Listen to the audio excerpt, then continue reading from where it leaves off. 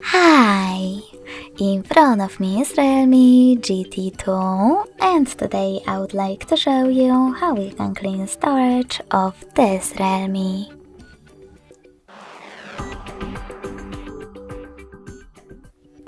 First of all, you need to find an app called Files.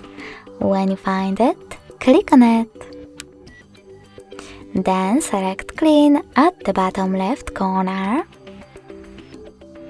and tap on Clean under Junk Files.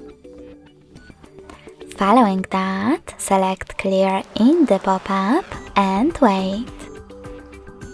As you can see, after a couple of seconds, storage of my device was successfully cleaned. Thanks so much for watching. If you enjoyed this video, smash that like button, comment and subscribe. Bye!